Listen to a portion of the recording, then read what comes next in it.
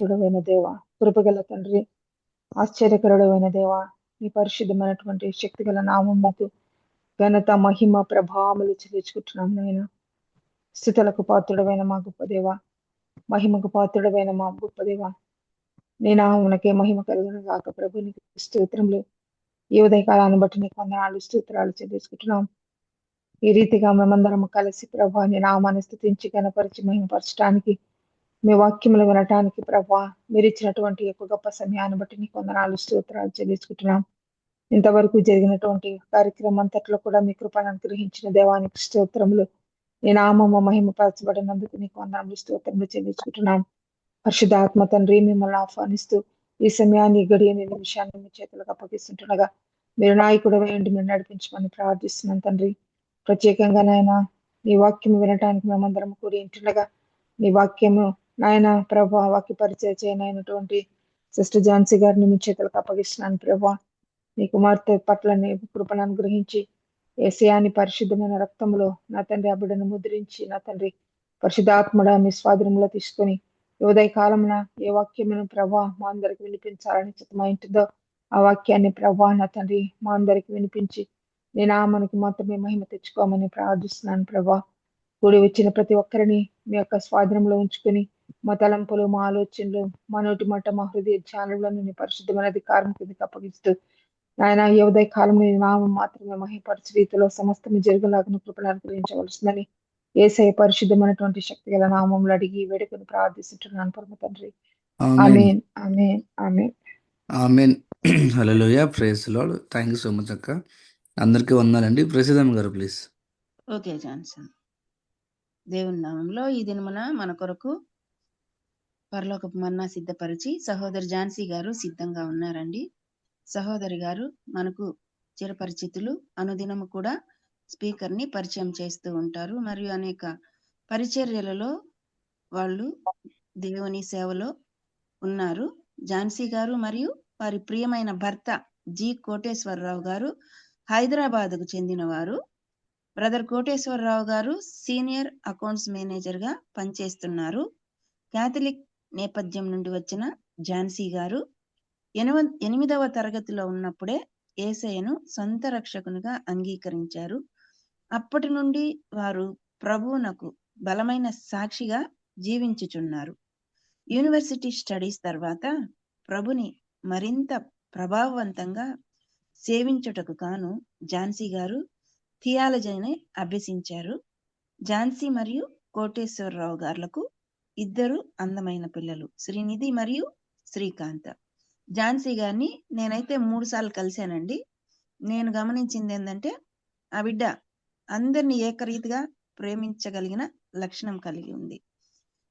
ఈ దినమున సిస్టర్ మన మధ్య ఉండడం, మనకు పరిచర్య చేయడం దేవుని కృప. Welcome sister. Good morning. Thank you sister. మరి నిజంగానే ప్రసిద్ధ గారిని 3 సార్లు కలిసానండి. మన గ్రూప్ లో కొంతమందిని కలవటానికి దేవుడు చూపిన కృపను బట్టి దేవుని నామానికి మహిమ కలుగును గాక. మనం ఈరోజు థ్యాంక్ యూ సిస్టర్ పరిచయం చేసినందుకు. మనం ఈరోజు మలాకి గ్రంథం గురించి, అంటే ఆ గ్రంథం గురించిన అవగాహన తెచ్చుకుందామండి. అందరికీ తెలిసిందే మలాకి గ్రంథం అంటే, మీరు ఎన్నో సార్లు చదువుంటారు. ఈరోజు కొంత వివరణ, అంటే కొంత బైబిల్ స్టడీ లాగా కొంత వివరణ తెలుసుకుందాం దాని గురించి. మరి పాత నిబంధనలో ఎన్ని గ్రంథాలు ఉన్నాయండి? ఎవరైనా అడ్మిట్ చేసుకొని చెప్తారా? 39. Thank you sister. మరి ఆ 39లో చివరి గ్రంథమే మలాకి గ్రంథము. మనకి ఫస్ట్ నుంచి తెలుసు, ధర్మశాస్త్ర సంబంధమైనవి 5 గ్రంథాలు ఉన్నాయి. ఆది కాండం నుంచి మరి ద్వితీయోపదేశ కాండం వరకు 5 గ్రంథాలు ఉన్నాయి. తర్వాత చరిత్ర సంబంధమైన గ్రంథాలు 12 పుస్తకాలు ఉన్నాయండి.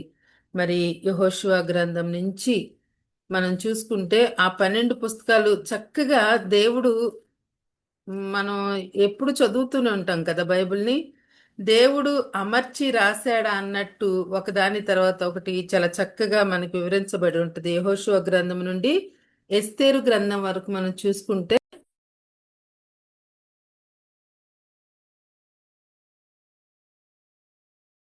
యెహోషువ నుండి ఎస్తేరు వరకు మనం చూసుకుంటే అవి చరిత్ర గ్రంథాలుగా మనకి కనిపిస్తాయండి. తర్వాత మరి యోబు నుండి పరమగీతముల వరకు మనం చూసుకుంటే అవి పద్యమ గ్రంథాలుగా మనకి కనిపిస్తాయి. అంటే పోయిటరీ లాగా ఆ గ్రంథాలు, ఆ 5 గ్రంథాలు ఉంటాయండి. మరి పెద్ద ప్రవక్తల గ్రంథాలు ఒక 5 ఉన్నాయి.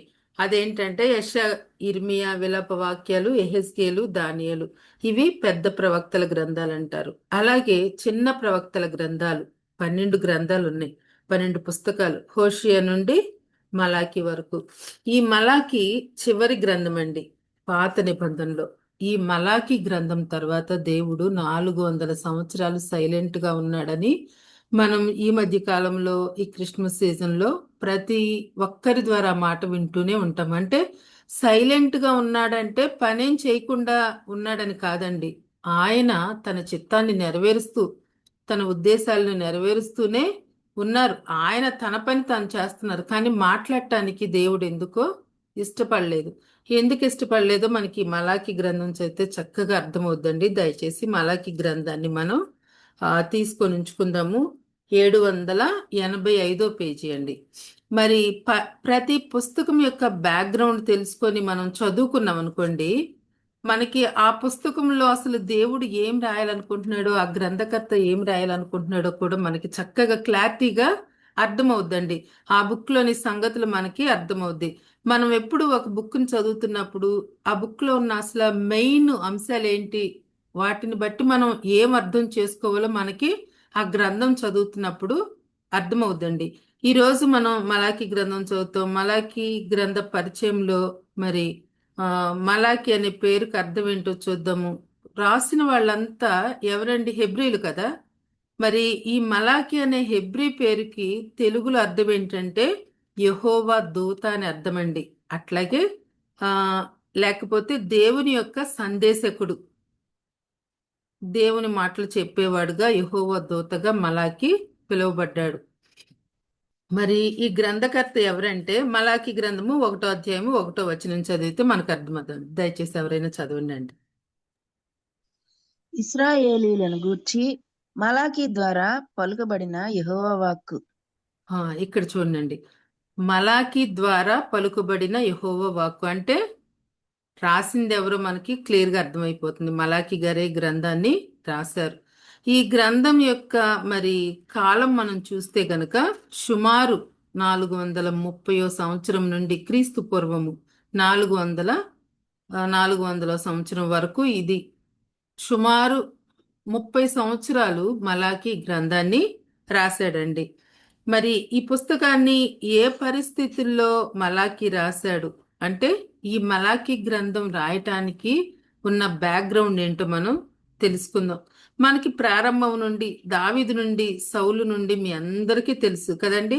రాజ్యము దావీదు కుమారుడైన సొలొమోను కుమారుడైన రెహబాము టైంలో అప్పటి వరకు సౌలు, దానియేలు, సొలొమోను ముగ్గురు కలిసి మరి పరిపాలించారు. ఒక రాజ్యంగానే ఇశ్రాయేలీలు, యూదులు ఉన్నారు. అయితే రెహబాము టైంలో రాజ్యము 2 ముక్కలు అయిపోయింది. ఉత్తర రాజ్యంగా, దక్షిణ రాజ్యంగా అయిపోయిందండి. ఉత్తర రాజ్యాన్ని 19 మంది రాజులు పరిపాలించారు.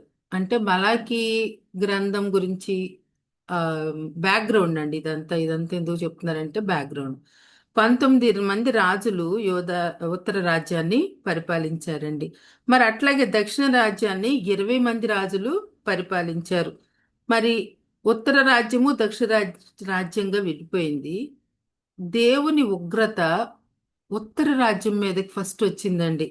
అలా దేవుని ఉగ్రతకు లోనైన రాజ్యాన్ని దేవుడు క్రీస్తు పూర్వము 722 సంవత్సరంలో, మనం ఇప్పుడు మలాకి చెప్పుకునేది 430 సంవత్సరంలో జరుగుతుందండి. అయితే మలాకి రాకముందే 732 సంవత్సరాలు క్రీస్తు పూర్వము అష్షీరీయులు వచ్చి ఉత్తర రాజ్యాన్ని పూర్తిగా ధ్వంసం చేశారండి. ఆ తర్వాత సుమారు 130 క్రీస్తు పూర్వం 140 సంవత్సరాల వ్యవధిలో అదే 722 తర్వాత ఇంకా ఒక 140 సంవత్సరాలు ఆగి యోధా రాజ్యాన్ని కూడా దేవుడు బబులోనీయులకు అప్పగించేశాడు. మరి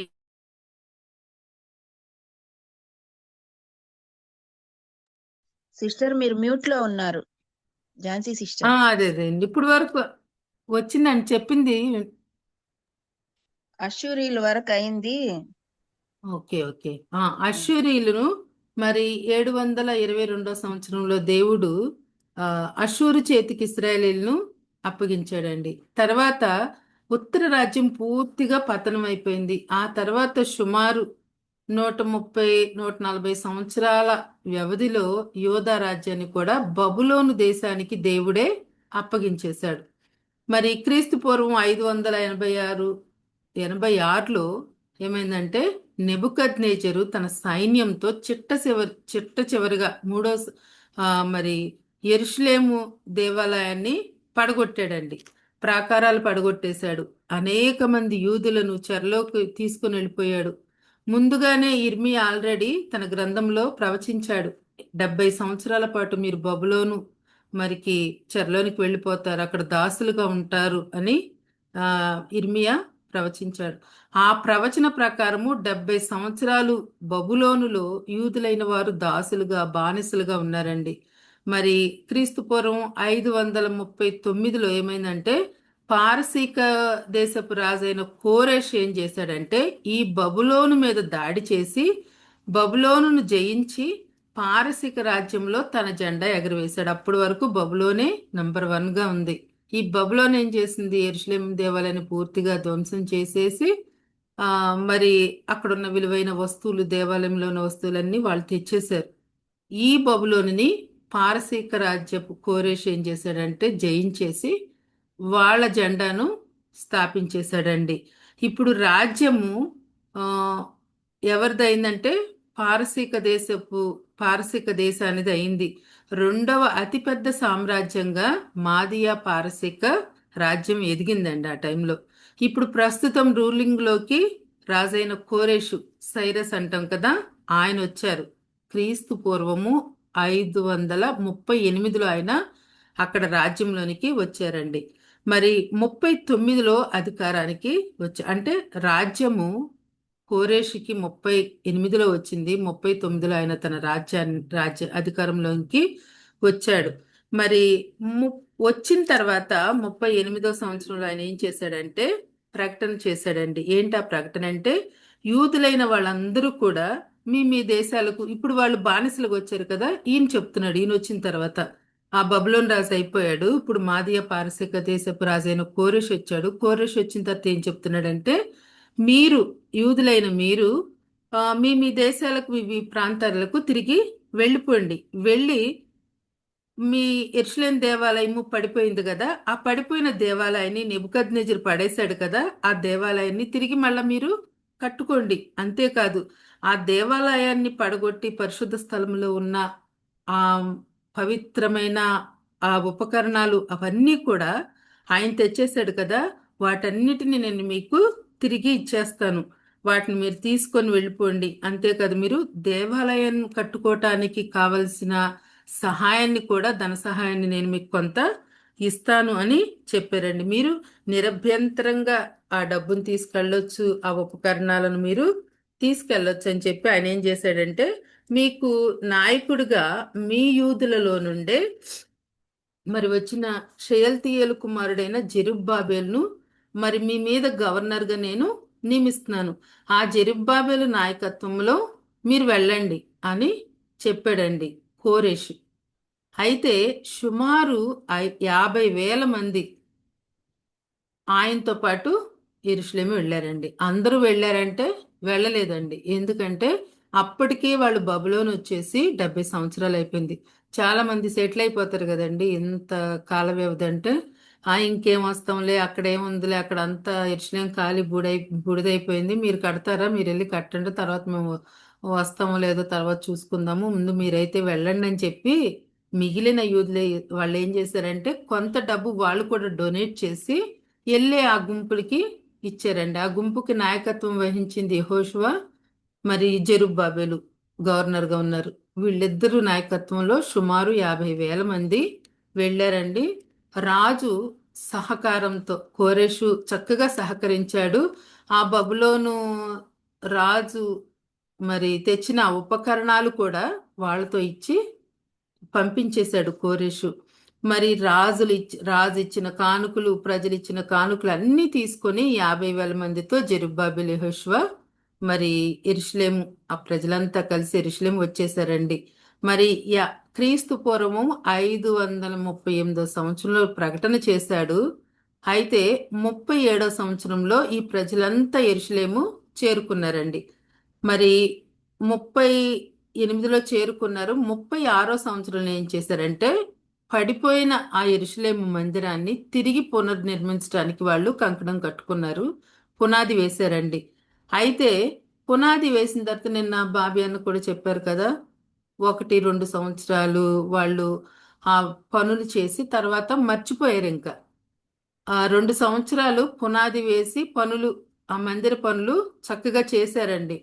అయితే ఈలోపు చుట్టూ ఉన్న ప్రజలంతా ఏం చేస్తున్నారు? అభ్యంతరం వ్యక్తం చేస్తున్నారు, ఆటంకం పరుస్తున్నారు. మరి అభ్యంతరాల వల్ల వీళ్ళు ఏం చేస్తున్నారంటే వేయబడిన ఆ మందిర నిర్మాణ పునాది ఆపేశారు. మరి వీళ్ళక దాన్ని, ఆ సమస్యను అసలు ఎందుకు వచ్చారో ఆ విషయం వాళ్ళు మర్చిపోయారండి. మర్చిపోయి ఏం చేస్తున్నారు ఇక అంటే మళ్ళీ తిరిగి కట్టే ప్రయత్నం కూడా వాళ్ళు చేయట్లేదు. ఇక పూర్తిగా మర్చిపోయారు. ఇన్ని ఆటంకాల మధ్య మనం ఈ మందిరం కట్టుకోవటం అంత అవసరం అన్నట్టుగా వాళ్ళ ప్రవర్తన మారిపోయింది. మరి ఇంక వాళ్ళు ఏం చేస్తున్నారంటే ఇంకెందుకులే మనం మన ఇల్లు కట్టుకుందాం అని చెప్పి వాళ్ళ ఇల్లు కట్టుకోవటంలో బిజీ అయిపోయారండి. మనకి ఇదంతా హగ్గై గ్రంథంలో, జకరియా గ్రంథాల్లో మనకి కనిపిస్తూ ఉంటుంది. వీళ్ళందరూ ఒకే సమకాలికులు, మలాకి, జకరియా వీళ్ళందరూ కూడా.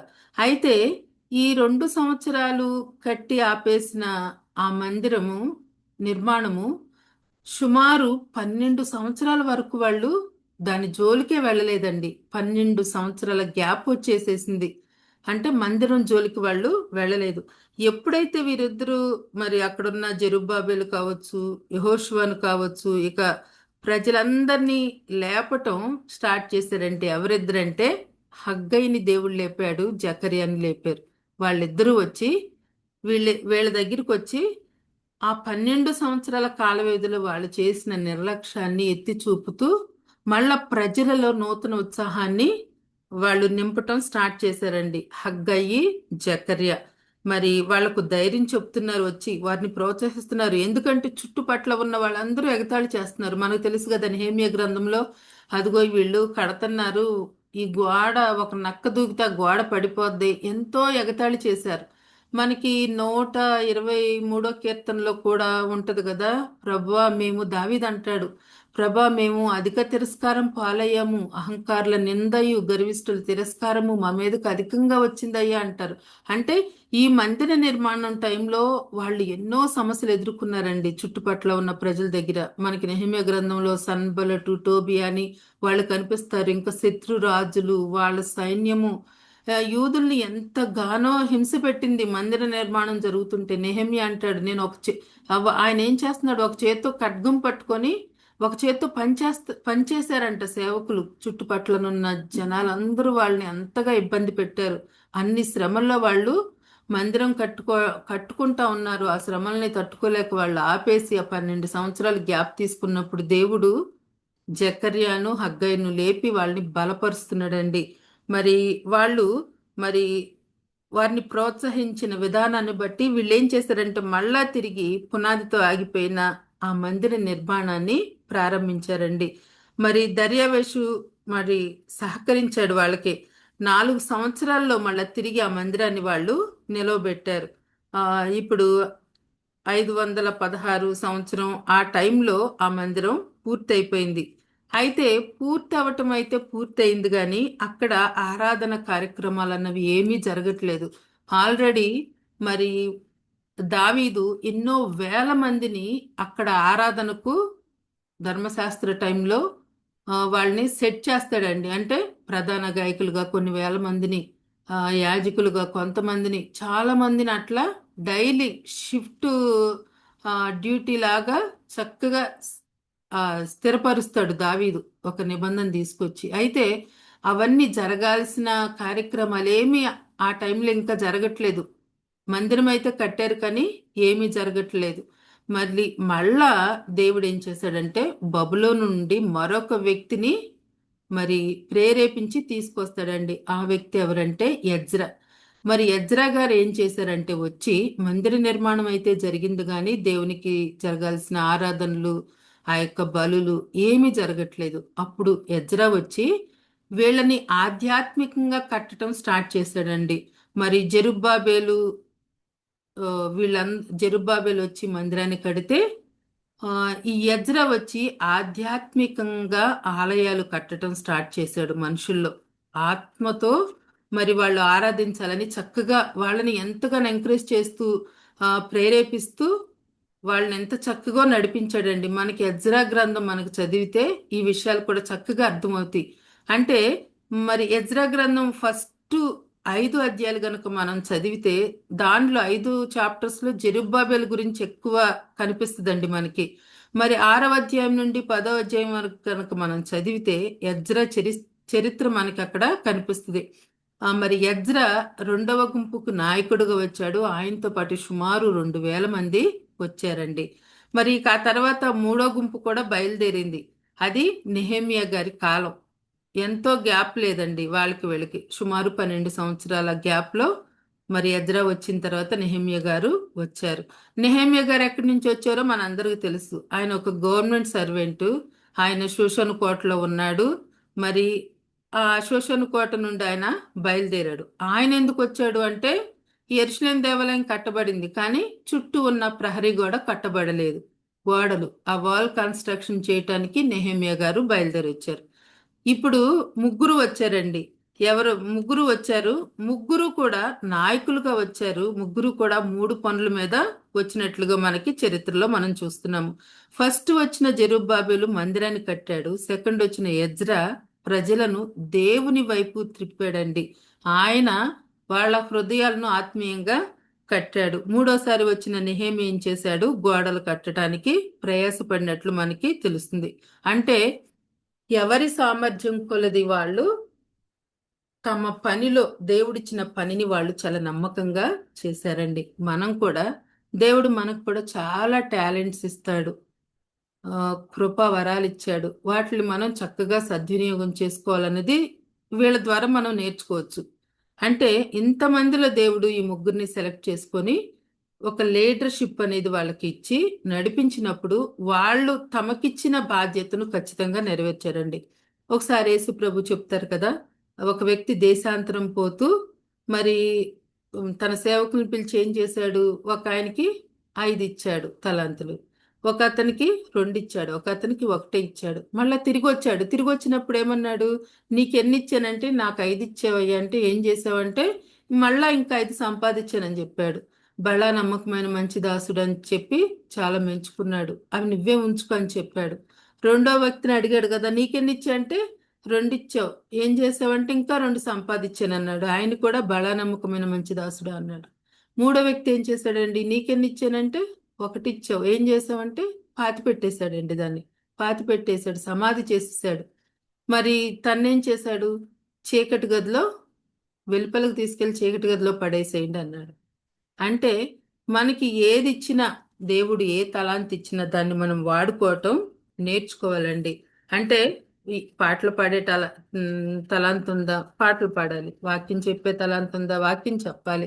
ప్రార్థించాలి. ఇతరుల గురించి భారం కలిగి ప్రార్థించే తలాంతుని దేవుడు మీకు ఇస్తే దాన్ని మీరు వాడుకోవాలి. కొంతమంది దేవుడి దగ్గరికి చక్కగా ఇతరులను ఆకర్షించి తీసుకొచ్చే శక్తిని దేవుడు వాళ్ళకి ఇస్తాడు. అలా ఇతరులకు చక్క వాక్యాన్ని చెప్పి మరి మందిరంలోనికి చేర్చడానికి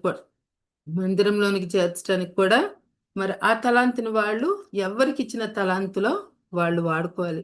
మనం ఎక్కువగా ఏం చేస్తామంటే ఎదుటోళ్ల తలాంతులను చూస్తూ ఉంటాం, వాళ్ళ టాలెంట్స్ని చూసి దేవుడు మనకిచ్చింది మర్చిపోయి ఆ స్థానంలోకి మనం వెళ్ళాలనుకుంటామండి. మన చర్చిలో ఫ్రంట్ లైన్ లీడర్స్గా ఎవరినైనా ఉన్నారనుకోండి, దేవుడు వాళ్ళని బాగా వాడుకుంటున్నాడు, అసలు నాకు ఈ స్థానం వద్దు. దేవుడిచ్చిన స్థానాన్ని కొన్నిసార్లు మనం ఇష్టపడమండి. కానీ దేవుడు అనేది ఎవరికి ఏ సామర్థ్యం ఇచ్చినో ఆ సామర్థ్యాన్ని మీరు చక్కగా నెరవేరిస్తే దేవుడు ఇంకో స్టెప్ మిమ్మల్ని ముందుకి తీసుకెళ్తాడు. ఆయనకి తెలుసు ఆ సామర్థ్యం ఏంటో. ఇచ్చిన అవకాశాన్ని మనం చక్కగా సద్వినియోగం చేసుకుంటే దేవుడు ఎంతగానో సంతోషపడతాడు.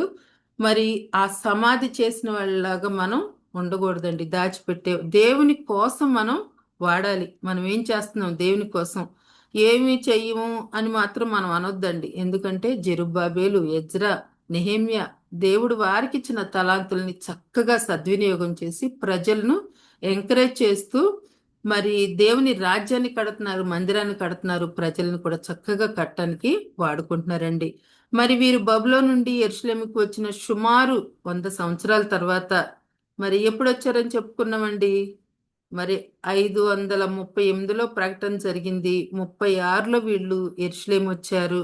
అంటే సుమారు 100 సంవత్సరాల తర్వాత 400, 430 ఆ టైంలో వ్రాయబడిన పుస్తకమే ఈ మలాకి గ్రంథం అండి.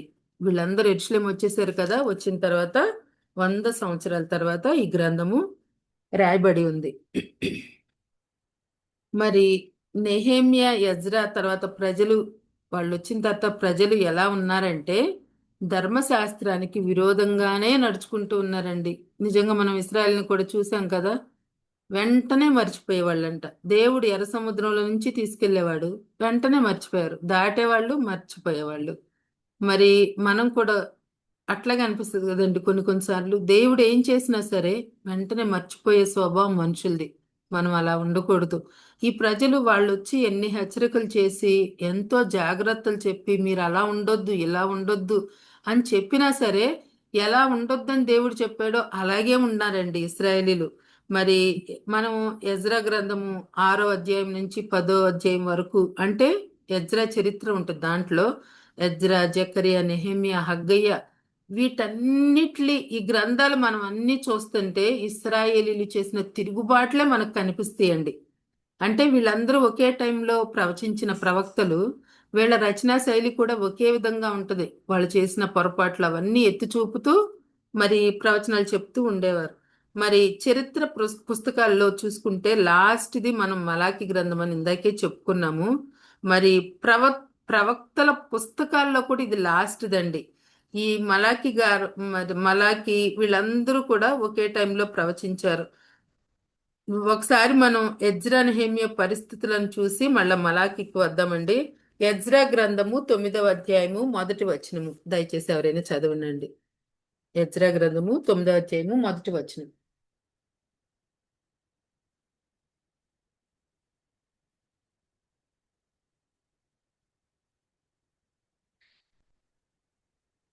ఎజ్రా గ్రంథము 9వ అధ్యాయము 1వ వచనం.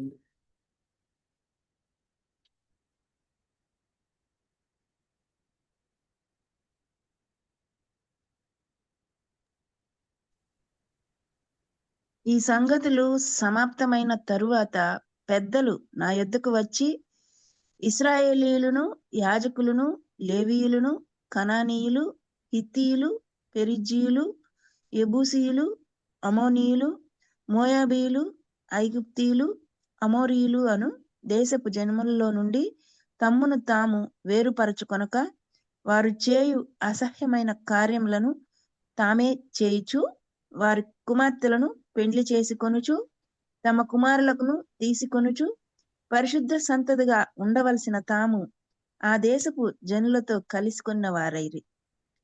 ఈ అపరాధం చేసిన వారిలో పెద్దలను, అధికారులను నిజముగా ముక్తులయుండిరని చెప్పిరి. ఆమె. థ్యాంక్ యూ అండి. ఇక్కడ ఈ టైంకి ఆలయ నిర్మాణం అయిపోయిందండి.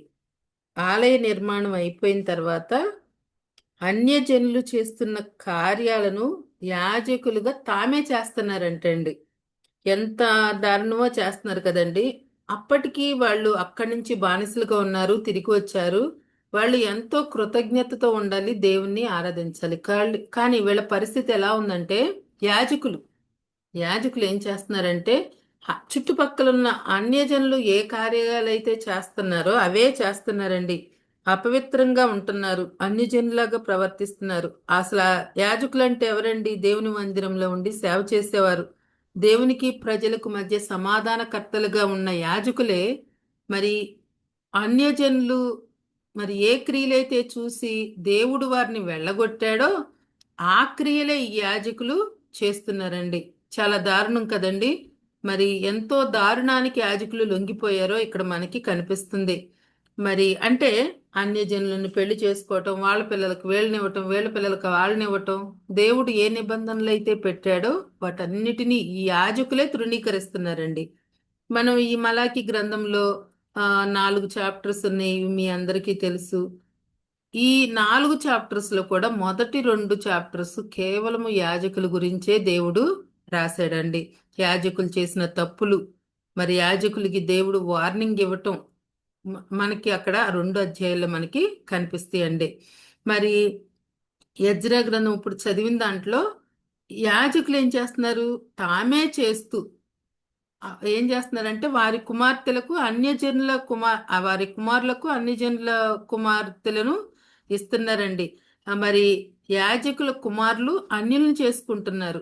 పరిశుద్ధ సంతతిగా ఉండాల్సిన తాము ఈ దేశపు జనులతో కలుసుకొని అపరాధం చేసిన వారిలో చేస్తున్నారని దేవుడు చెప్తున్నారు. వారిలో ఎవరున్నారంట, పెద్దలు ఉన్నారంట, యాజకులు ఉన్నారంట.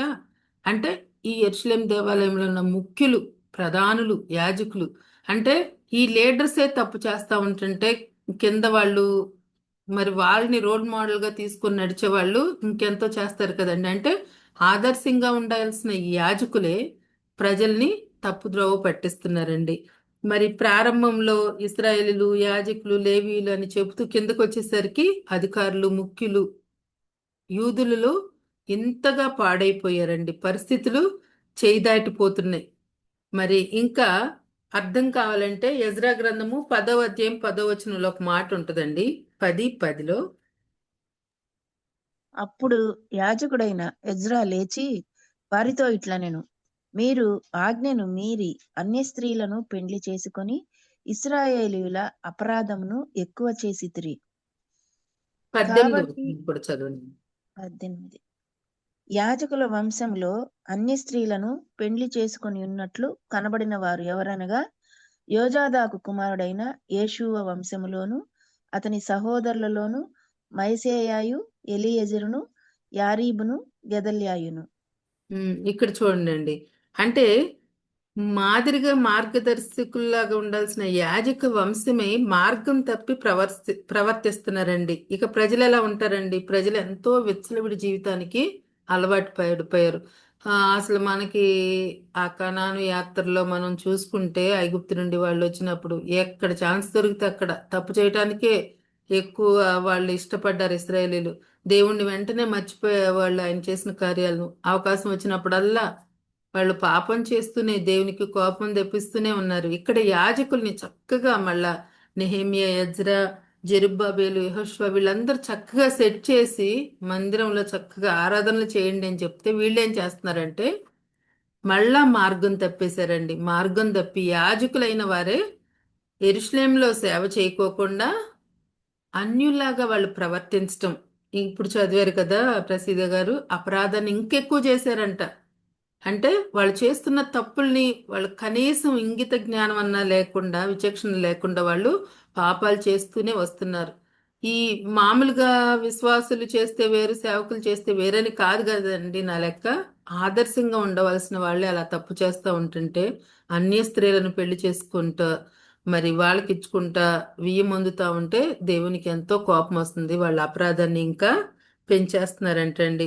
మరి ఇదంతా ఎందుకు చెప్తున్నానంటే ప్రజలందరూ విచ్చలవిడి జీవితానికి అలవాటు పడిపోయారండి ఆ టైంలో. ఏది, ఈ మందిరం కట్టిన తర్వాత మలాకి రాకముందు 100 సంవత్సరాల గ్యాప్ ఉంది కదండి, ఈ గ్యాప్లో చెప్తున్నాను.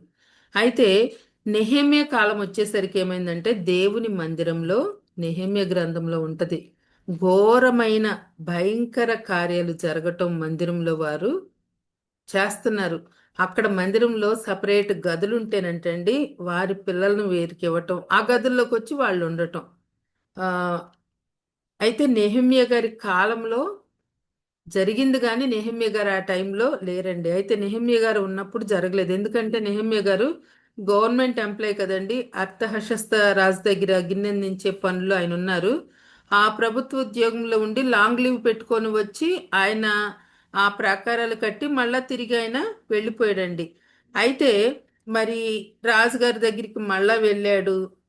వెళ్ళి మళ్ళా కొద్ది రోజులు శోషణ కోటలో ఉండి మళ్ళా తిరిగిన యెరూషలేంకి వచ్చాడండి. మళ్ళీ యెరూషలేంకి నెహెమ్యా వచ్చేసరికి సీన్ అంతా మారిపోయిందండి. చక్కగా చక్కబెట్టి వెళ్ళాడు, సరిచేసి వెళ్ళాడు, మొత్తం క్లీన్ చేసేసాడు ఆ సిటీని. ఆత్మీయంగా చక్కగా క్లీన్ చేసి వెళ్ళి మళ్ళా తిరిగి వచ్చేసేటప్పటికి నెహెమ్యా గ్రంథము 13 అధ్యాయంలో, నెహెమ్యా గ్రంథం 13 అధ్యాయము 23 వచనం చూడండి ఒకసారి. ఆ దినములలో అష్దోదు, అమ్మోను, మోయాబు సంబంధులైన స్త్రీలను వివాహము చేసుకొనిన కొందరు యూదులు నాకు కనబడిరి. వారి కుమారులలో సగము మంది అష్దోదు భాష మాట్లాడువారు. వారు ఆయా భాషలు మాట్లాడువారు, కానీ యూదుల భాష వారిలో ఎవరికినీ రాదు.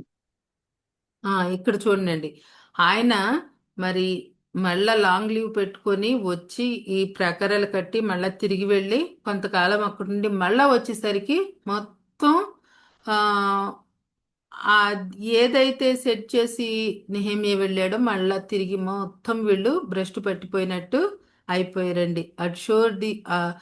అడ్షోదిగులతో వాళ్ళు వియ్యమొందుతున్నారంటండి, మోయాబీయులతో. మరి అన్యులు వీళ్ళందరూ వాళ్ళతో యూదుల భాష మాట్లాడే వాళ్ళు కూడా కనపడినట్టు అయిపోయిందని ఉంటుందండి. మరి అన్య స్త్రీలతో వాళ్ళు సంబంధం పెట్టుకుంటున్నారు, దేవునికి దూరమైపోయిన వారిగా కనిపిస్తున్నారండి. మరి మరి మనం జ్ఞానం కలిగి ప్రవర్తించాలి కదండి పెళ్లి సంబంధాలు. అప్పుడు కూడా కొంతమంది పెళ్ళైన తర్వాత మార్చుకుంటాను అది ఇది అంటా ఉంటారు కదండి. అంటే ఇక్కడ ఈ కింద ప్రస్తావిస్తా ఉంటాడు అన్య స్త్రీలను పెళ్లి చేసుకోవటం విషయంలో. ఈ కింద వచనాల్లో ఉంటుందండి, 13 అధ్యాయంలో కింద వచనాల్లో. అంటే చాలా మంది అట్లాగే ఉంటారంటే మేము పెళ్ళైన తర్వాత మా భర్తల్ని మార్చుకోగలము, మా భార్యల్ని మార్చుకోగలము అంటే ఆ దేవుని చిత్తం లేకుండా చేసుకున్న పెళ్ళిళ్ళ విషయంలో చెప్తున్నానండి. దేవుడు చెప్పింది కొంతమంది చేసుకోవటానికి ఇష్టపడరు కదా.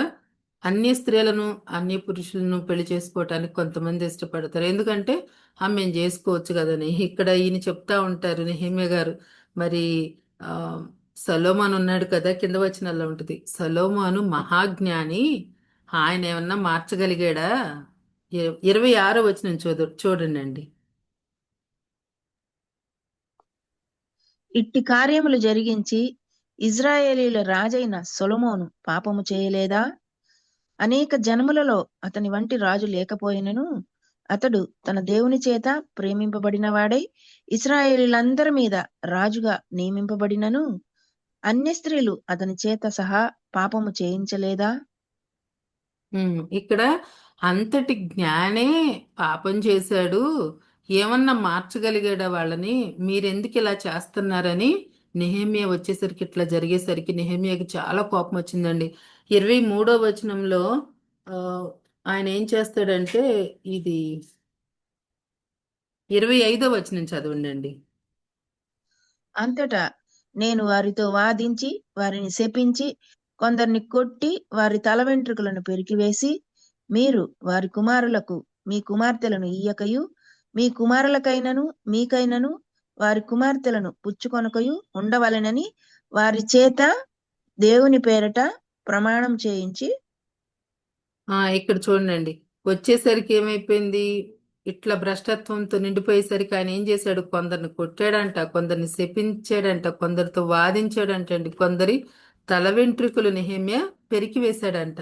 పెరికివేసి హెచ్చరికలు చేశాడు. సొలొమోను ఏం చేశాడు, సొలొమోను ఏమైపోయాడు మీకు తెలియదా?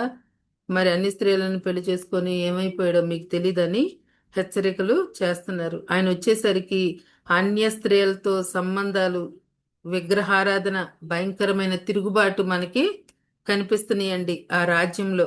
మరి దేవునిని వారు పూర్తిగా నిర్లక్ష్య పెట్టారు. ఇప్పుడు చదువుకున్న వాక్యాల భాగంగా మరి ఈ సిచ్యుయేషన్స్ ఏమైతే ఉన్నాయో అప్పుడు మలాకి గారికి యెహోవా వాక్కు ప్రత్యక్షమైందండి. మలాకి యొక్క బ్యాక్గ్రౌండ్ అంతా ఇది. ఇటువంటి పరిస్థితులలో మలాకి గారికి దేవుని వాక్కు ప్రత్యక్షమై ఏం చెప్తుంది, నువ్వు వెళ్ళు, వాళ్ళకి చెప్పు, వాళ్ళని సరిచేయి, మళ్ళా వాళ్ళని మార్గంలోనికి తీసుకురా, దారిలోకి తీసుకురా.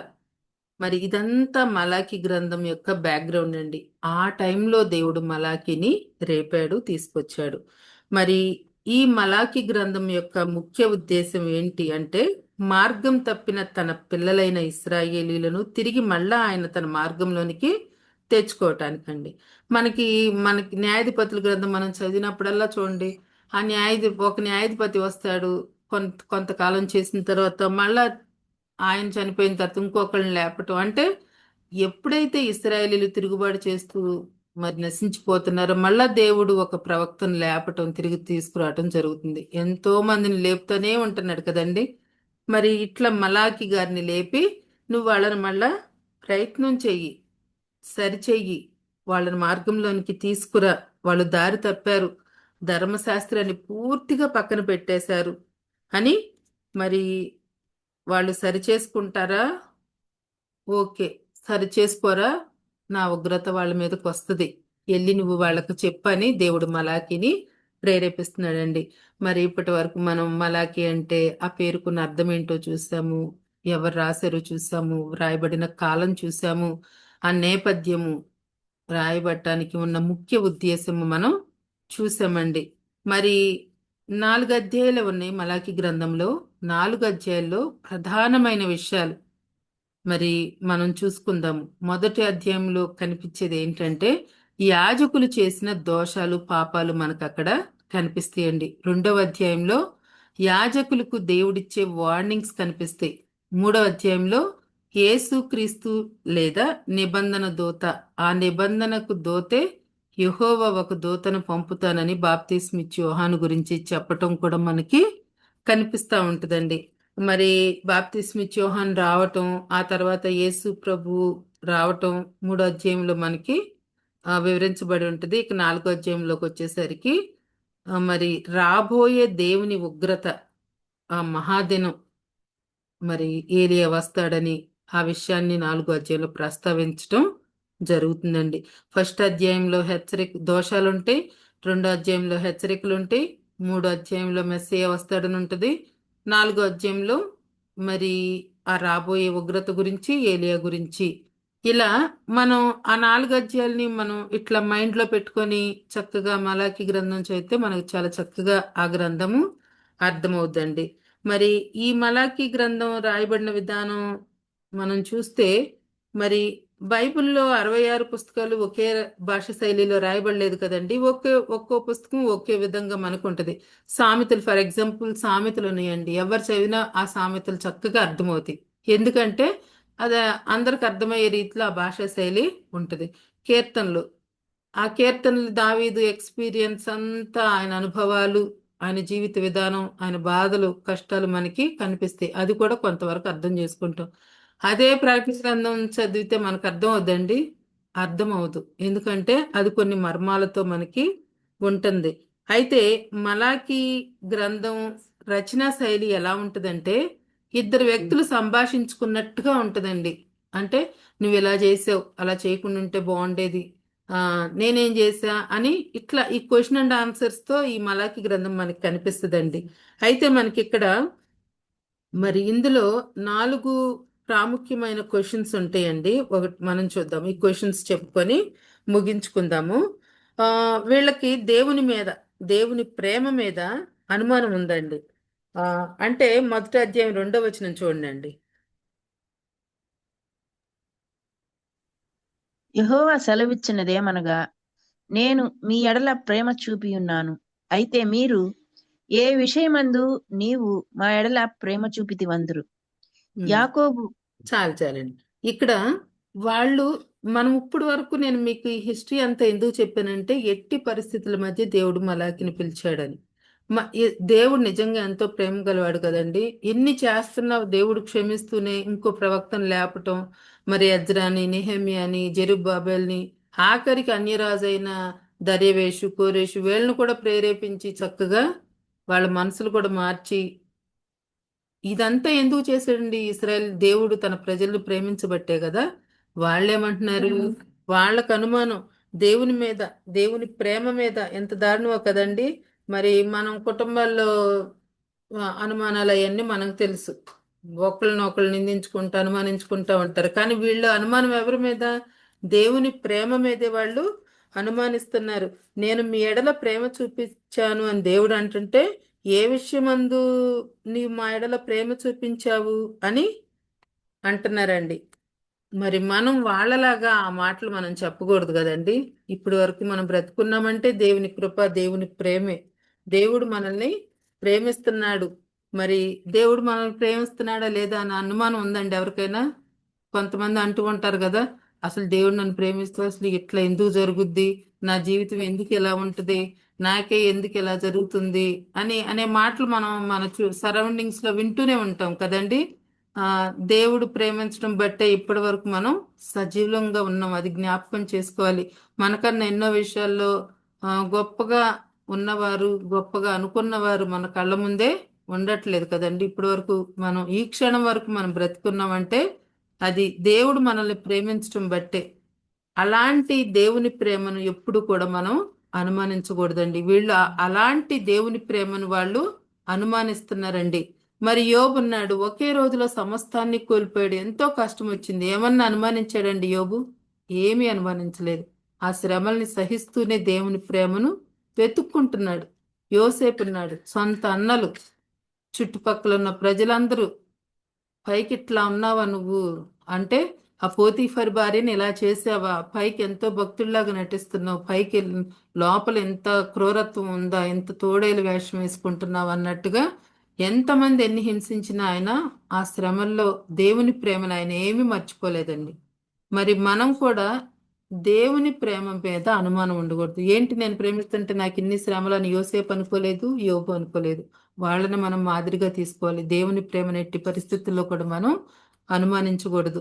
తర్వాత రెండో ప్రశ్న వాళ్ళు ఏం చేస్తున్నారంటే, దేవుని నామాన్ని అవమానపరుస్తున్నారండి. 1వ అధ్యాయం 6వ వచనం నుండి 2వ అధ్యాయం 9వ వచనం వరకు ఎట్లా తన నామాన్ని అవమానపరిచారో దేవుడు చెప్తా ఉంటున్నాడండి. మరి 13వ వచనం ఒక్కసారి చదవండి. 1వ అధ్యాయం 13వ వచనం. అయ్యో అయ్యో ఎంత ప్రయాసం అని చెప్పు. 12 నుంచి చదవమంటారా? చదవండి సిస్టర్, చదవండి. అయితే యెహోవా భోజనపు బల్ల అపవిత్రమనియు, అయితే యెహోవా భోజనపు బల్ల అపవిత్రమనియు, దాని మీద ఉంచి ఉన్న భోజనము నీచమనియు మీరు చెప్పుచు దానిని దూషింతురు. అయ్యో ఎంత ప్రయాసమని చెప్పి ఆ బల్లను తృణీకరించుచున్నారని ఆయన సెలవిచ్చుచున్నాడు. ఇదే సైన్యములకు అధిపతియగు యెహోవా వాక్కు. మరియు దోచబడిన దానిని, కుంటి దానిని, తెగులు దానిని మీరు తెచ్చుచున్నారు. ఈలాగుననే మీరు నైవేద్యములు చేయుచున్నారు. మీ చేత నేనిట్టి దానిని అంగీకరింతునా అని యెహోవా అడుగుచున్నాడు. చాలండి. ఇక్కడ చూడండి, ఫస్ట్ ఏమో ఆయన ప్రేమను అవమానపరిచారు. ఇప్పుడు వచ్చేసరికి ఆయన మరి దేవుని నామాన్నే అవమానపరుస్తున్నారండి. మరి వాళ్ళు ఏం తీసుకొస్తున్నారండి? మీరు నాకేం తీసుకొస్తున్నారు? దోచుకున్నవి తీసుకొస్తున్నారు నా దగ్గరికి అంటున్నారు. కుంటిదాన్ని తీసుకొస్తారా నా దగ్గరకు? రోగంతో ఉన్న దాన్ని తీసుకొస్తారని దేవుడు అడుగుతున్నారు. మన ఇంటికి ఎవరైనా గెస్టులు వస్తే మనం ఏం చేస్తామండి? ఫ్రెష్గా పెడతాం కదా. ఎన్నో రోజుల నుంచి ఫ్రిడ్జ్లో నిల్వ ఉన్నాయి, మనం వాళ్ళకి పెట్టాం.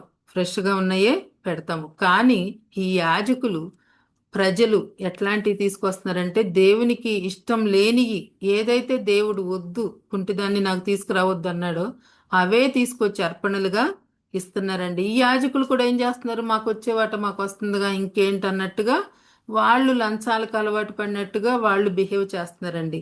దేవుని మరి నామాన్ని అక్కడ వాళ్ళు అవమానపరిచిన విధానము 2వ అధ్యాయం 9వ వచనం వరకు మలాకి వివరిస్తూనే ఉంటాడండి. మరి మలాకి టైంలో సేవ, యాజకులు అంతా ఇలానే అయిపోయారండి.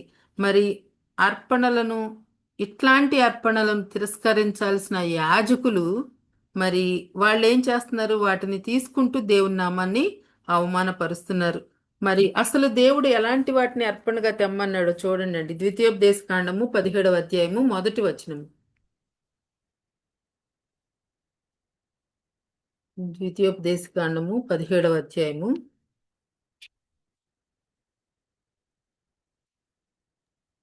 నీవు కళంకమైనను మరి ఏ అవలక్షణమైనను గల ఎద్దునే గాని గొర్రె మేకలనే గాని నీ దేవుడైన యెహోవాకు బలిగా అర్పింపకూడదు. అది నీ దేవుడైన యెహోవాకు హేయము. అసలు దేవునికి హేయమైనవి ఏంటో దేవుడు చెప్పాడు, అట్లాంటివి నాకు అర్పించొద్దు అంటున్నాడు. ఇప్పుడు ప్రసీద గారు చదివారు కదా, ఆ మలాకిలో ఏవైతే దేవుడు వద్దన్నాడో వాటినే వాళ్ళు అర్పణగా తీసుకొస్తున్నారండి. ఆయన నామాన్ని మరి అవమానపరుస్తూ మనం చూస్తున్నాం ఇక్కడ. మరి అందుకనే దేవుడు మీరు నా నామాన్ని అగౌరవపరుస్తున్నారు అని చెప్తున్నాడండి. మరి ఆ విషయాల్లో కూడా మనం కరెక్ట్ చేసుకుందాము. తర్వాత మూడో క్వశ్చన్గా రెండవ అధ్యాయము 10వ వచనం నుండి 16వ వచనం వరకు అన్యాయం జరుగుతుంది అని దేవుడు చెప్తున్నాడండి. మరి ఇక్కడ యాజకులైన వారు అన్యాయం చేస్తున్నారు. దేవునికి ప్రతినిధులుగా ఉన్నవారు వారు చేసుకున్న భార్యలను విషయంలో కూడానంటండి వదిలేయటం, మరి ఆ అన్యాయం చేసేవారి పక్షంగా వాళ్ళే వీళ్ళు ఉంటున్నారంటండి, వాళ్ళకి సపోర్ట్ చేస్తున్నారంట యాజకులు. మరి వీళ్ళు సాక్షిగా ఉంటున్నారంట. దేవుడు అంటున్నాడు మీరు అన్యాయం జరుగుతుంది మీలో. ఏ విషయంలో మేము అన్యాయం చేసామని వాళ్ళ ఎదురు క్వశ్చన్స్. నేను ఇది ఓన్లీ అవుట్లైన్ గా చెప్తున్నానండి మలాకి. మీరు ఇవన్నీ విన్న తర్వాత చక్కగా చదువుకుంటే చక్కగా మీకు అదంతా అర్థమవుతా ఉంటుంది. యాజకులైన వారు చేస్తున్న అన్యాయాల గురించి 2వ అధ్యాయంలో మనం 3వ క్వశ్చన్ గా చూస్తాము. ఇంకా 4వ క్వశ్చన్ గా ఏంటంటే 4వ అధ్యాయము రెండో 4వ క్వశ్చన్ ఏంటంటే 2వ అధ్యాయము 17వ వచనం నుండి 3వ అధ్యాయము 6వ వచనం వరకు ఉంటుందండి. మాటల చేత ఆయాస పెడుతున్నారంటండి. ఇంకా టైం అయింది కాబట్టి తొందరగా ముగిస్తున్నాను. మాటల చేత ఆయాస పెడుతున్నారంటండి. నోటి మాటల చేత మనకు తెలిసి ఎన్నో అర్థాలు జరుగుతూ ఉంటాయి. నాలుక ఒక కత్తి లాంటిదని మనం యాకోబు గ్రంథంలో చదువుకున్నాము. మరి నోటి మాటలకున్న పవరు ఎలాంటిదో యాకోబు 3వ అధ్యాయంలో మనం చూసాం కదండి.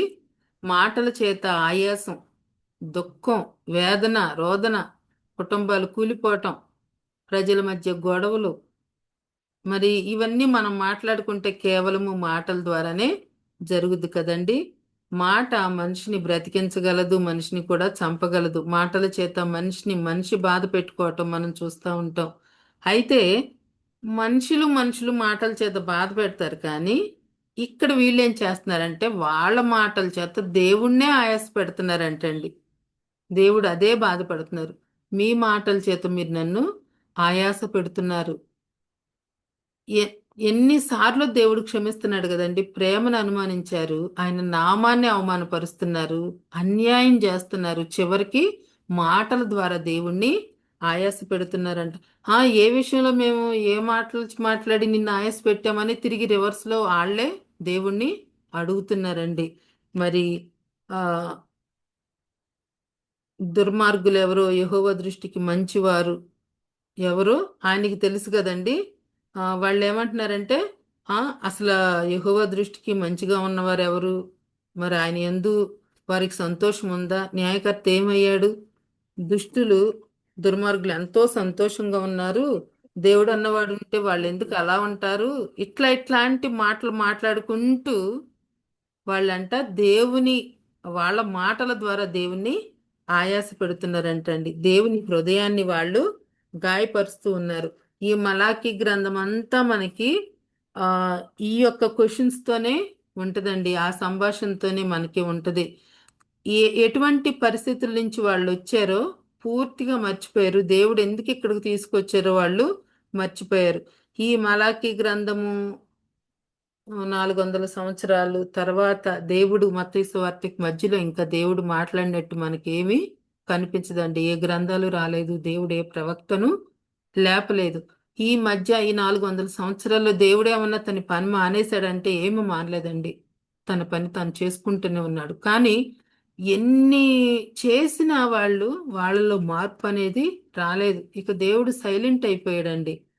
మరి మలాకి కాలం నుండి మెస్సియా రాక వరకు అనేక ప్రవచనాలు నెరవేరండి. ఈ గ్యాప్లో వాటిలో క్రీస్తు పూర్వము 171 మరియు 165 మధ్య జరిగిన 2300 రోజుల అపవిత్రత దానియేలు గ్రంథము 8వ అధ్యాయం 14వ వచనంలో ఉందండి. అయితే ప్రజలు నెరవేరిన ప్రవచనాలను దేశానికి మరి అధ్యయనం చేయటానికి, దేవుణ్ణి వెతకటానికి, రాబోయే మెస్సియా కోసం సిద్ధం కావటానికి ఇవ్వబడిన 400 సంవత్సరాలను ప్రజలెవ్వరూ కూడా సద్వినియోగం చేసుకోలేదంటండి. వాస్తవానికి ఆ సంవత్సరాలు దేశాన్ని అందులుగా మరియు చెవిటివారిగా చేశాయి. చాలా మంది యూదులు వినయపూర్వకంగా మెస్సియా భావనను కూడా పరిగణించలేదంటండి. క్రొత్త నిబంధన కణాను పూర్తయ్యేటప్పటికి దాదాపు 2000 సంవత్సరాలు ఇప్పుడు గడిచాయండి. వాక్యము, కృప మరియు సత్యముతో నిండి ఉన్నప్పటికీ యేసు జననము, యేసు జీవితము, యేసు మరణము అనేక ప్రవచనాలను నెరవేర్చినప్పటికీ యూదులు ఒక ప్రజలుగా ఇంకా వారి కళ్ళ ముందు మరి ఉన్నా సరే వాళ్ళ కళ్ళు ఇంకా తెరవబడలేదండి. కానీ యేసు మళ్ళీ వస్తున్నాడు మరియు ఒక రోజు ఒక శేషము యేసు ప్రభు రావటాన్ని చూస్తారు, వింటారు. మరి ఆ గుంపులో యూదులు కూడా ఉండాలని మనం వారి గురించి కూడా మనం ప్రార్థన చేయాలి. మన గురించి కూడా మనం ప్రార్థన చేసుకోవాలి. ఇప్పటి వరకు మనం ఈ మలాకి గ్రంథము జస్ట్ ఇంట్రడక్షన్ లాగానే చెప్పానండి. ఇప్పుడు మీరు చక్కగా చదువుకుంటే మీకు అర్థమవుద్ది. ఎట్టి పరిస్థితుల మధ్య దేవుడు వచ్చాడో మనం చక్కగా వివరించుకున్నాము. ఎంతమందిని లేపాడో, దేవుడు ఎలా తన బిడ్డల్ని ప్రేమించాడో, వాళ్ళు ఎలా ఆ దేవుణ్ణి అపార్థం చేసుకున్నారు, ఆయన ప్రేమను, అవన్నీ మనం చూసుకున్నాము. మనం అలా ఉండకూడదు. దేవుడిచ్చిన తలాంతుల్ని మనం వాడుకోవాలి. జెరుబ్బాబెలు, నెహెమియా, ఎజ్రా వారి వారి కాలంలో ప్రజలను ఎంకరేజ్ చేయటానికి వాళ్ళ తలంతుల్ని ఎలా వాడుకున్నారో మనం కూడా అలా వాడుకొని దేవుని రాజ్య సువార్తలో మనం కూడా ఒక పాలి భాగస్తులుగా మనం ఉండాలండి. మరి మలాకి గ్రంథం ద్వారా దేవుడు మనల్ని దీవించాలని దాన్ని ఈరోజు మనం ధ్యానించుకుంటూ ఉందాము. దేవుడు తన పరిశుద్ధ వాక్యంను దీవించును గాక. థ్యాంక్ యూ అండి అందరికి. థ్యాంక్ యూ సో మచ్ అండి. Praise the lord, hallelujah. Thank you so much అక్క ఫర్ ద వండర్ఫుల్ వర్డ్. మరి మలాకి గ్రంథం ద్వారా మేము ఎంతగానో ఆత్మీయంగా బలపరచబడ్డాము. ప్రత్యేక వందనాలు తెలియజేస్తున్నాం. సహవాసం తరపున మీకు ప్రార్థన చేసుకుందామండి. ప్రార్థన చేసి ముగించుకుందాము. మన మధ్యలోనే పాస్టర్ కాళీబాయి గారు, అయ్యగారు ముగింపు ప్రార్థన, పరలోక ప్రార్థన ఆశీర్వాదం ఇవ్వాల్సిన కోరుచున్నాం. అయ్యగారు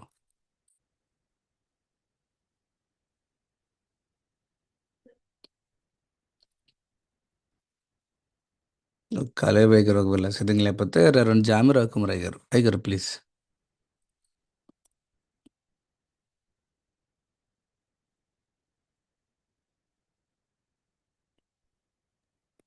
ప్రార్థన చేసుకుందాం.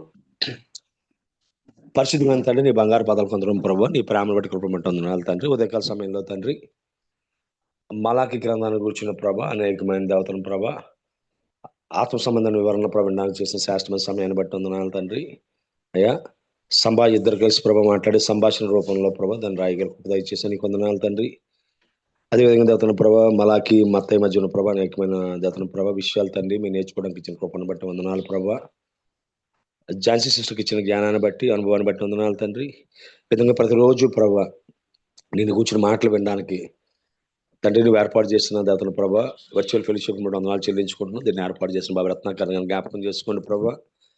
అదేవిధంగా వాక్యం చెప్పిన ఝాన్సీ సిస్టర్ని, అదేవిధంగా దాతల భర్తని, బిడ్డల్ని, దాతల ప్రభ కుటుంబాన్ని పోషించమని ఈ క్రిస్మస్ సీజన్లో ఇంకా అనేక స్థలాల్లో ప్రభ, అనేక ప్లాట్ఫామ్స్ మీద ప్రభ బిడ్డ వాడబడడానికి నీ కృప చూపించమని ప్రార్థన చేస్తున్నాను తండ్రి. అదేవిధంగా దేవతన ప్రభ దీనికి సహకరిస్తున్న దేవతన ప్రభ జాన్సన్ గారిని, స్వరూప్ గారిని, ప్రసిద్ధ సిస్టర్ గారిని, అదే తేజ ఎఫ్ఎండిసి గారిని జ్ఞాపకం చేసుకోండి. కోటి వారిని జ్ఞాపకం చేసుకోండి ప్రభ. విధంగా ప్రతిరోజు ప్రభ లోకం చూడక ముందే నేను చూడడానికి, లోక మాటలు వినక ముందు నీ మాటలు వినడానికి, స్థుతించడానికి, గణపరచడానికి ఇచ్చిన కృపను బట్టి వందనాలు తండ్రి. మరి ముఖ్యంగా ప్రభ అనేక మంది ప్రార్థించే తల్లులు మాకు ఇచ్చే ప్రభ నీకు వందనాలు తండ్రి. ఉదయకాల సమయం లేచి ప్రభ తండ్రి వారి సొంత కుటుంబం వల్ల ప్రభ బిడ్డలు తండ్రి గోజాడుచుండగా ప్రభ మా వ్యక్తిగత జీవితంలో నీకు అద్భుత కార్యాలు చేస్తూ ఉన్నావు ప్రభ నీకు వందనాలు తండ్రి. ఈ క్రిస్మస్ సీజన్లో ప్రభ ఎక్కడ నీ నామంలో ఏ కార్యక్రమం జరిగినా ప్రభ నువ్వు గణపరచబడలాగినా, స్థుతించబడలాగినా సహాయం తెచ్చండి. ఇటువంటి ఆటంకాలు కానీ అభ్యంతరాలు కానీ లేకుండా కృప చూపించండి ప్రభు. అదేవిధంగా దేవతను ప్రభు పాస్టర్ ధనరాజు గారి కోసం ప్రార్థన చేస్తున్నాను తండ్రి. ఐశ్వర్య బిడ్డ కోసం ప్రార్థన చేస్తున్నాను ప్రభు. అదేవిధంగా దేవతను ప్రభు డాక్టర్ విజయ్ కుమార్ గారి కోసం ప్రార్థన చేస్తున్నాను తండ్రి. రాబర్ట్ జేమ్స్ గారి కోసం ప్రార్థన చేస్తున్నాను తండ్రి. అశ్విని గారికి ప్రార్థన చేస్తున్నాను ప్రభా.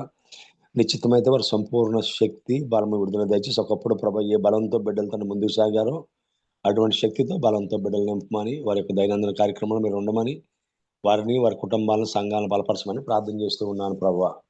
అదేవిధంగా ఎవరైతే ప్రతిరోజు ప్రభా జూమ్ మీటింగ్లో పాల్గొంటున్నారో మాకు తెలిసిన అవసరాలు ప్రభా నీకు మాత్రమే తెలిసిన ప్రతి అవసరాన్ని ప్రభా నీ ఐశ్వర్యంలో తీర్చండి.